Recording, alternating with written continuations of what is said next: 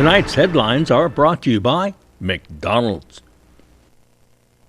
Good evening, Commonwealth, and thanks for watching the Channel 2 News. I'm Ashley McDowell. Let's take a look at tonight's top stories. A plea deal is made in federal court involving an order off the dark web. Also tonight, the CNMI gets one step closer to the COVID-19 vaccine. And the tourist sites on island are getting a full restoration. We tell you more. In sports, the countdown to Cowdown has begun. Meanwhile, race on. Stay with us. These stories and more are next. Great customer rep, always willing to go above and beyond for his customers. I truly hope she gets noticed at work, since I do see she is a hard worker. The field technician that visited my home was great and helpful. Thank you. Thank you. You really keep it up. Your customer service is always very good. Awesome customer service with great technicians that are really helpful. Thank you so much, Sherlyn and Docomo Pacific. That's so sweet. It feels good to see this kind of messages because we try our best to do customer service. We make sure that we will 100% resolve the issues. For all those people that are seeking assistance, I just want my customers happy and help them out each and every day. I would want to go to a place with someone that's just like me. Thank you. Thank you. Come to Docomo and you'll feel like you're at home. Buy one, get one free for the off-road adventure at Mariana's Trekking. Come ride our side-by-sides at our best price ever and experience a great 90-minute trail ride. Rain or shine, hopefully rain. Book now at Mariana's Trekking. Saturdays and Sundays by reservation. Call 323-8735 or book at marianastrekking.com.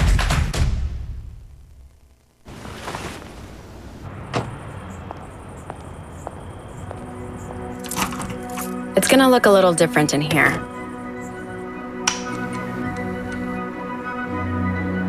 Your favorite spot might not be exactly where it used to be.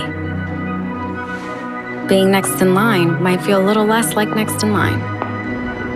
And our smiles might come with a little extra shine. But McDonald's is ready to take your order as safely as we can.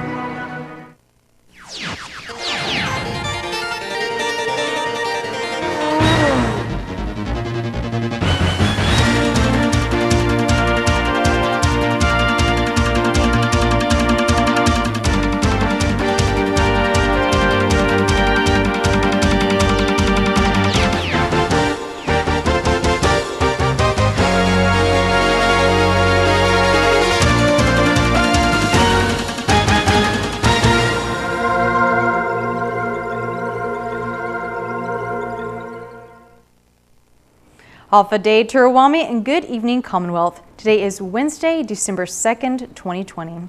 In federal court, a female changes her plea to guilty for her participation in ordering cocaine off the dark web.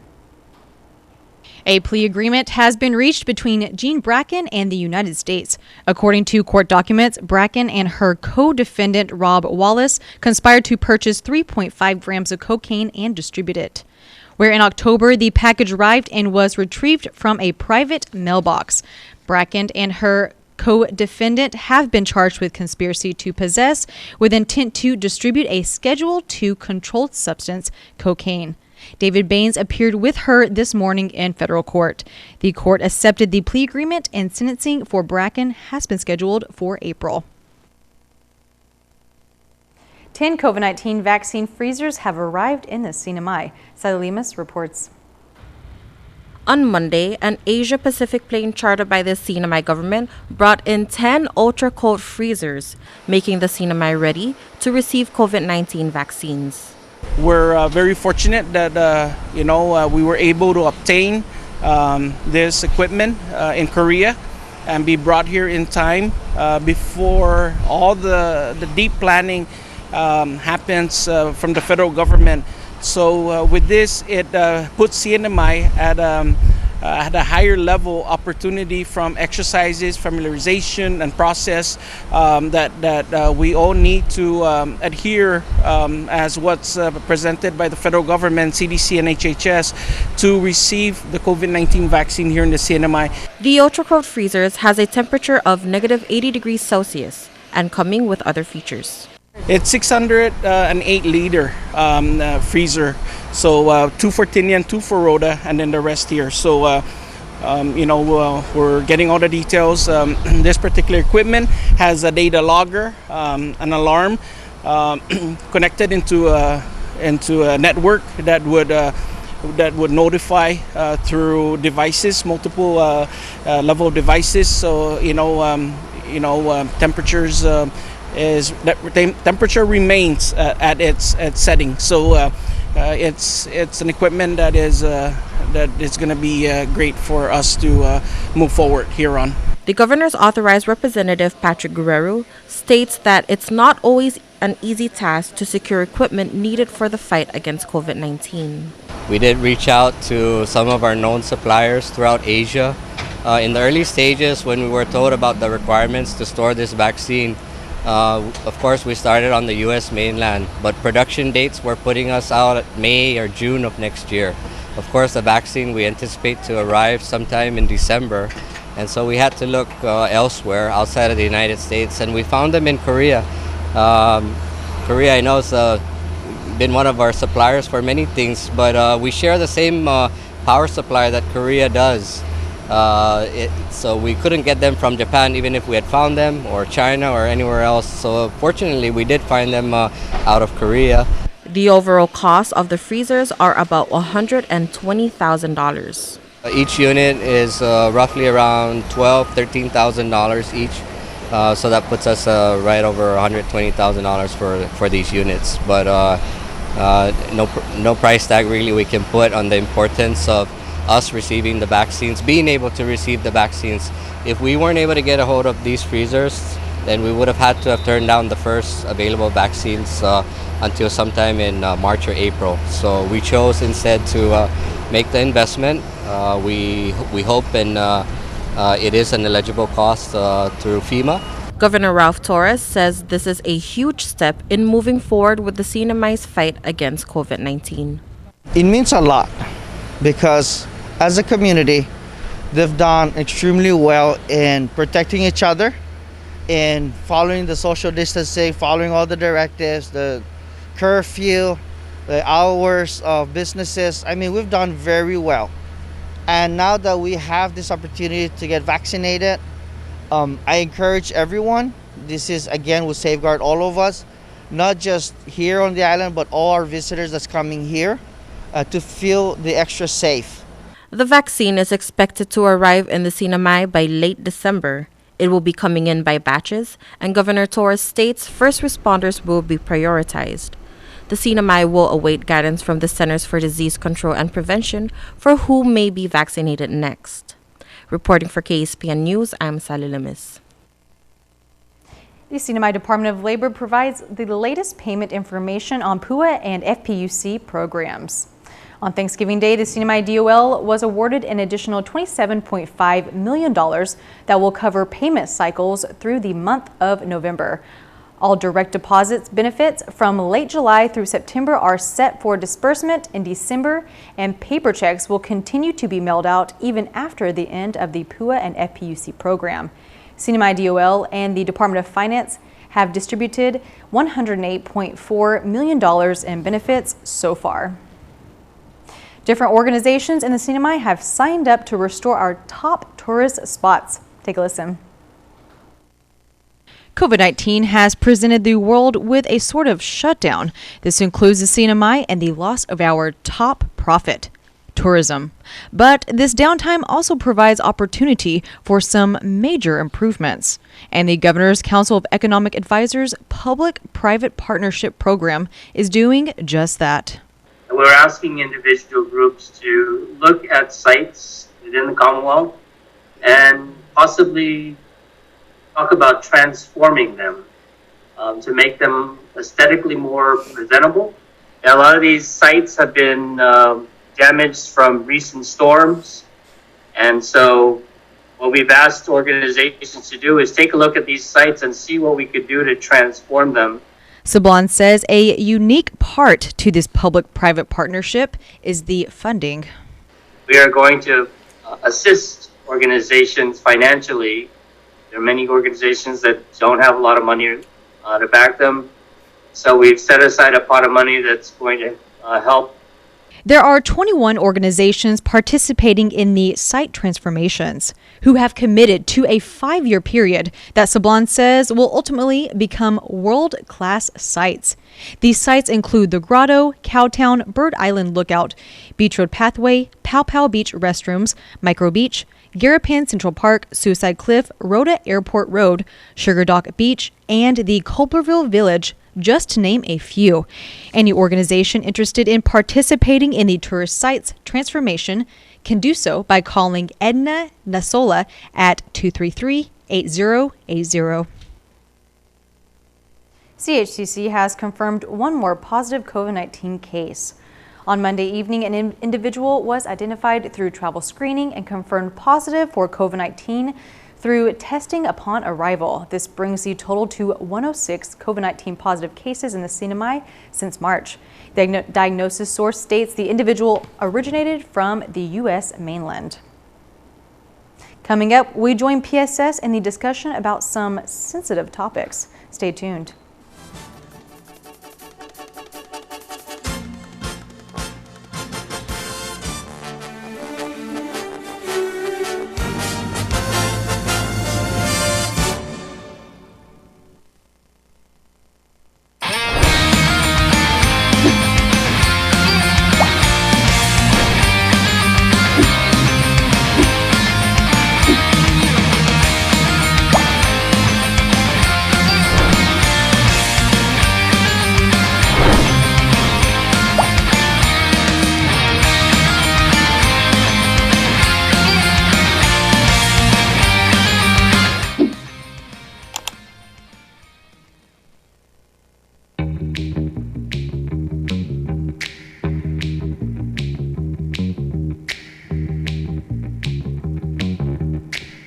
Hi everyone, welcome to Pacifica Reacts.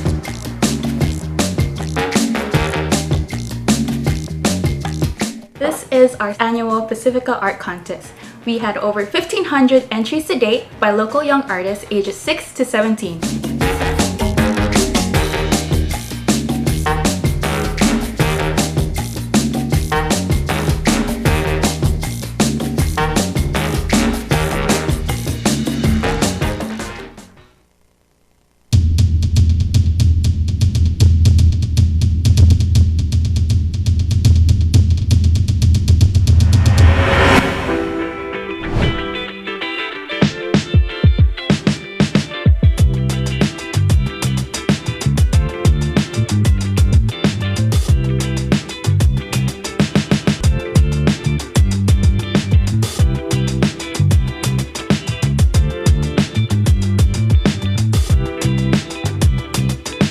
Make it special. Make it 360. The best food and views all the way around. Across the nation, more and more people are driving under the influence of drugs. The CNMI Department of Public Safety would like to remind you to drive safe this holiday season. Do not drive while under the influence of marijuana, opioids, methamphetamines, or other potentially impairing drugs, including prescription and over-the-counter medication. These drugs can impair your driving and can put you and others in harm's way.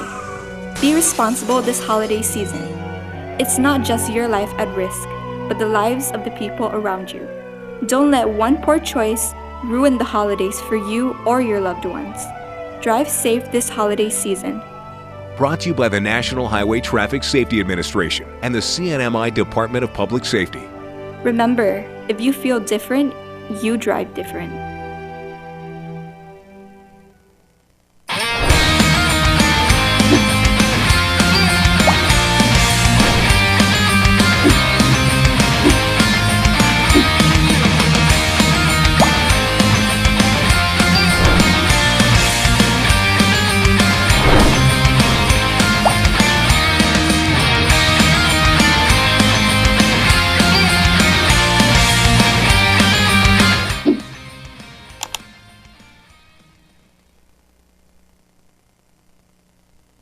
Welcome back to the Channel 2 News. We bring you our last special segment with the public school system.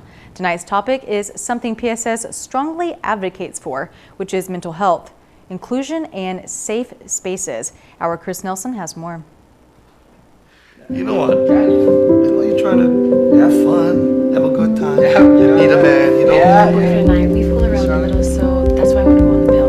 So that when the time is right, I don't have to worry about getting pregnant or anything. They won't be home for a few more hours. I'm Jennifer Maratita.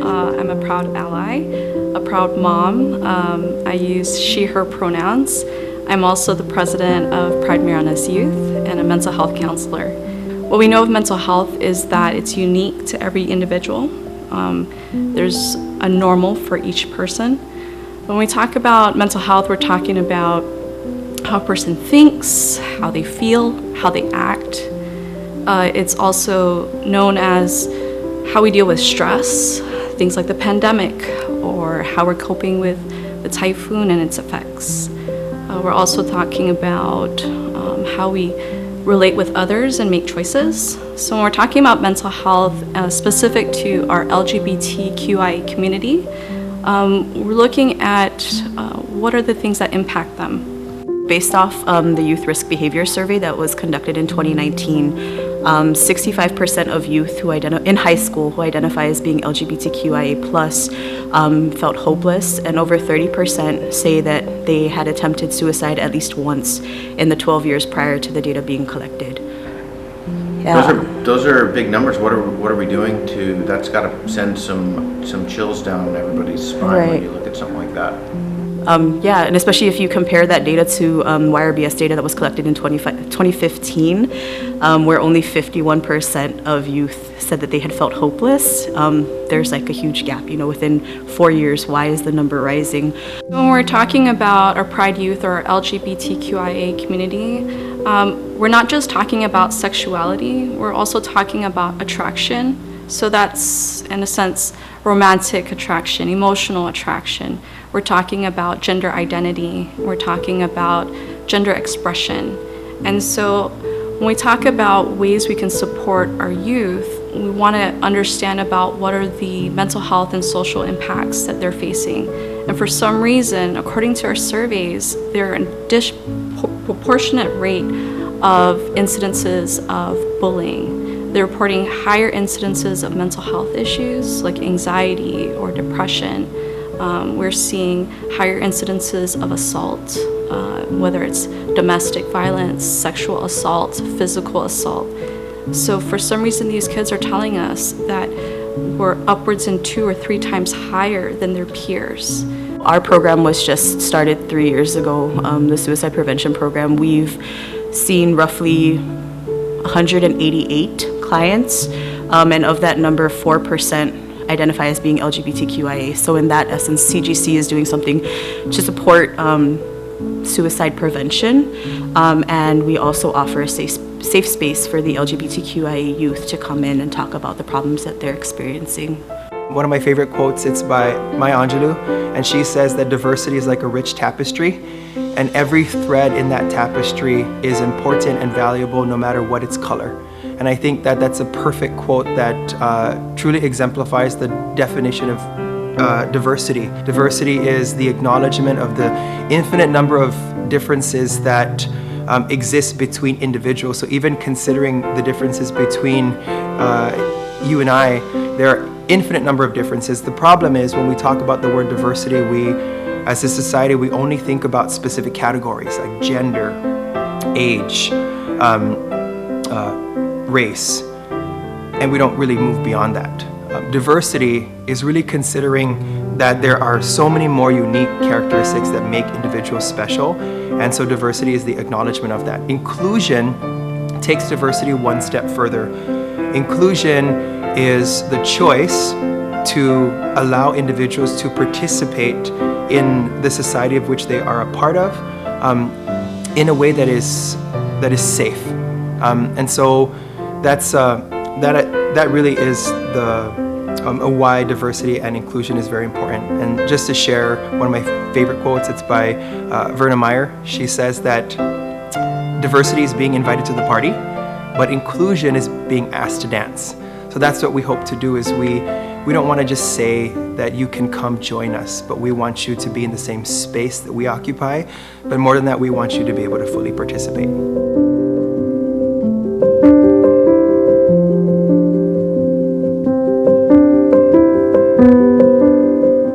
One strategy is using your privilege to empower. And so when you think about privilege, you think about an advantage that you might have that others don't have, and whether that privilege is your education, your socioeconomic standing, your gender even, to use all of those advantages in a way that's going to help others. Another strategy is recognizing that inclusion begins with you. That if you decide today to employ inclusive strategies to make people feel welcome, to recognize their uniqueness, that you set a precedent for others to follow suit. You influence your friends and your family members, who then influence societies and communities, and then these societies and communities then influence the world. So perpetuating positive social change can really begin with just one individual. Another strategy is just to continue to commit to learning about people who are different from you, and really showing empathy, giving yourself the opportunity to step back from your own self, your own life experiences, your own cultural context, and taking the opportunity to try to see through the lens of someone else. And by doing that, I think we create these practices that help advance the cause for diversity and inclusion. I think that, at least from my personal experience and the clients that I have served, they're not aware, or they don't really feel comfortable talking about their orientation. I think it's important for everyone to realize that programs like ours do exist. The TASA program at PSS now is in existence. I think that the more they feel like there are people out there who care, are willing to listen, there's more acceptance.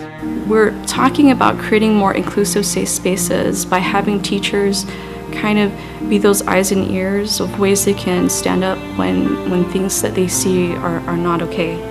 And we're celebrating with family members to be each other's support and celebrate diversity and inclusion, that this community is about, that love is love, and that even our religious or faith-based organizations are retracting some of the ways that they had been communicating things to be more inclusive. That you don't have to kick out your child out of your home because they're different. So that's kind of what I'm wanting the community to know, is that just to celebrate each of our kids, they're so vulnerable. They have so many things that they're faced with. And if we as a community can support them and embrace them and celebrate diversity, that will create a safer Marianas.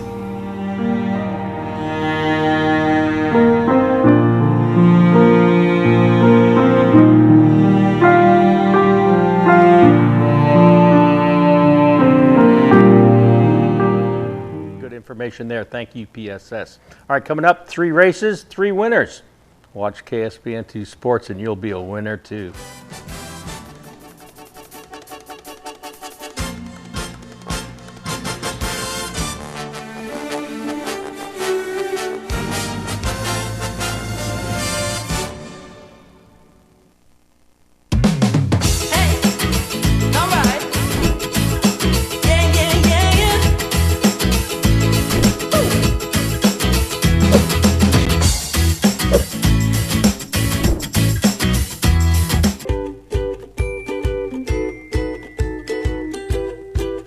Winigi PHI Pharmacy in Gofadahi, Ihinim Lomo. Our complete line of pharmaceuticals and lowest prices ensure you get the treatment that you deserve. Our compassionate, friendly, multilingual staff will take the time to get to know you, explain your medications to you, and answer any questions that you may have.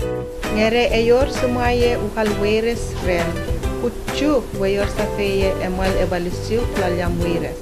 Inumin ang inyong gamot ayon sa inireseta ng inyong doktor at alinsunod sa bilin ng inyong parmasutiko. We accept most insurance, but in case you don't have coverage, we offer cost-effective generic drugs. PHI Pharmacy, your lifelong partner in health. PHI, the pharmacy you can trust.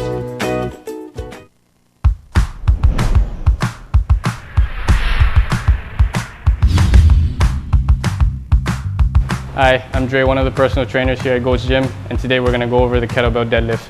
Fantastic exercise to build overall strength, particularly in the legs and hips. Remember, we want to make sure that our setup is in good position. If you set up in a bad position, it's not going to look good and it's certainly not going to feel good. So a common error setup is obviously a rounded upper back. 2 simple ways of correcting that. All I'm gonna have Vince do here is extend his arms up here, and all he's gonna do is think about reaching long and pushing his hips back. Reach long and push your hips back. So as you can see, he's already in good position. Now all he's gonna do is grab that kettlebell. He's got tension in his legs and in his back. All he's gonna do is just stand up tall, finish with his glutes.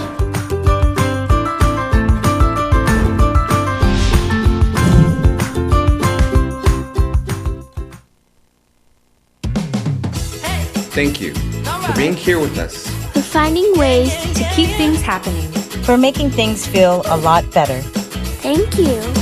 Energize, realize, feels so good just to be alive. Time's a gift, my time is free. I can spend it on you, you can spend it on me. I could say you'll be blown away by the change you see me. And I feel alright, dance all night, put a little flavor in my life.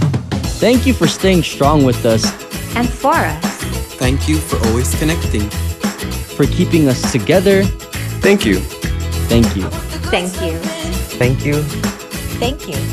Thank you for reminding us that despite this distance, we are still better together.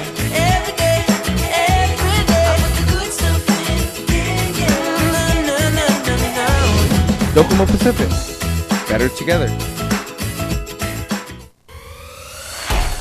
Tonight's sports brought to you in part by Tan Holdings through the Tan Su Lin Foundation, making communities a better place to live.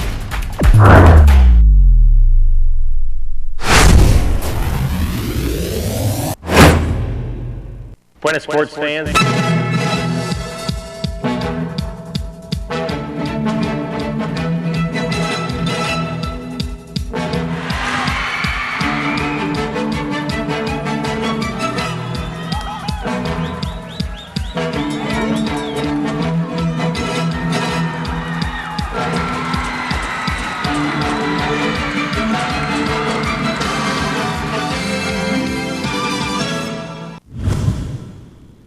Buenas sports fans, bring on the heats. That's what the Camp Pacific Motocross races are called, heats as opposed to official races.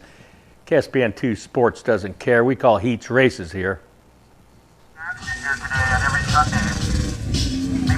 Sunday afternoon at the Marpy track. Let's go, Ray. Good luck, Ray. Thanks, Bob. Veteran Ray Hummel back on track, entering the over 45 Masters division. Pre-race prediction. You know what? Steve Sablon, right? I don't know, man. This guy's a pretty fast for vets, but honestly.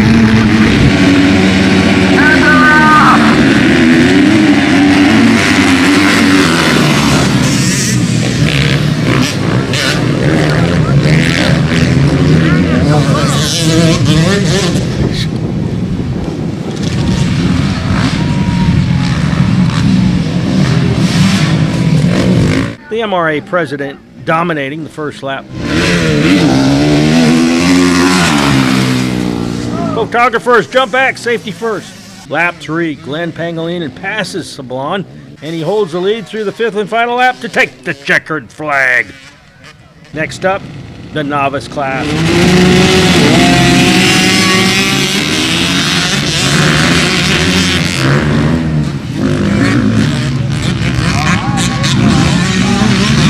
Kobe Pangolinan in the class of this class, he takes it from start to finish. Tomas Regis racing despite the injury. You're limping, why? What happened to your leg? This jump, I broke my ankle when I was practicing. This was 2 months ago on a Saturday. But you're out here riding today, why? Of course, man, I love this. This is. Oh my gosh. You looking forward I'd rather play motocross than baseball. No. Yeah. Oh, man. Oh, yeah. Break time. There's food for the paramedics standing by. Expert class. Shane Alvarez feeling good.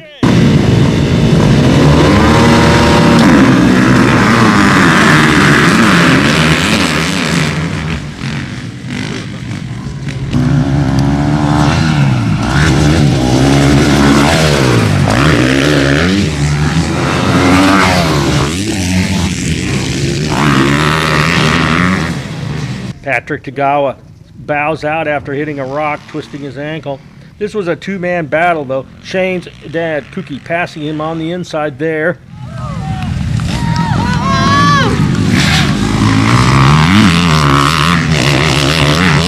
But Shane retakes the lead. This truly a neck-and-neck race. Cookie with the lead, 1 lap to go. Cookie almost laps Santos and holds off his son to take the checkered flag. These events resumed on Sunday after taking off the previous weekend due to pressing business. Some race fans, we apologize for not being here last week. We were at the Cowtown Raceway Park preparing us for future races. We will be here at the Canpack Racetrack for the next maybe 3 to 4 Sundays. But then after that, we will make the transition full-time to Cowtown. Here's the wind-up and the pitch. I don't believe what I just saw! Go-karts, off-roading, and the driving range now open at Marianas Trekking. Go-kart track will be open Fridays, Saturdays, and Sundays with 50% off when you book online at marianastrekking.com, hours 4 p.m. to 7 p.m. Use the promo code HAFA50 to get your discount. Off-roading is open too by reservation. Come on a 90-minute trail ride that is perfect for families. Book online at marianastrekking.com. Golfers, come practice on the driving range. You can even pay online and we will have the balls waiting for you. Come see us weekends at Marianas Trekking, 323-8735. One of the best things you can do during the pandemic is to get yourself healthy and strong. Gold's Gym is a great place for a tune-up. Wide open workout spaces with dedicated cardio, free weights and machines, personal training, group exercise, and good nutrition. Short-term daytime promo on sale now, just $159 for 3 months. Call 233-4000.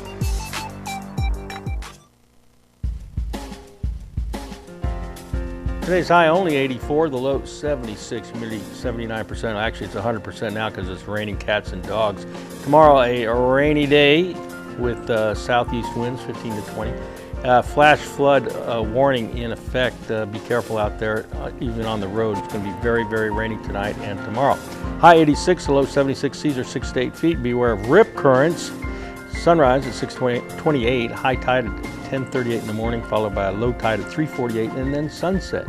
That's not going to be a great sunset, but still it's going to set 5:46. And for your information, December 3rd, 1986, Super Typhoon Kim struck the CNMI, and what a storm it was. That was 1986, so it can happen. All right, that's sports, news, and weather. Thank you for watching. See you back here on Friday.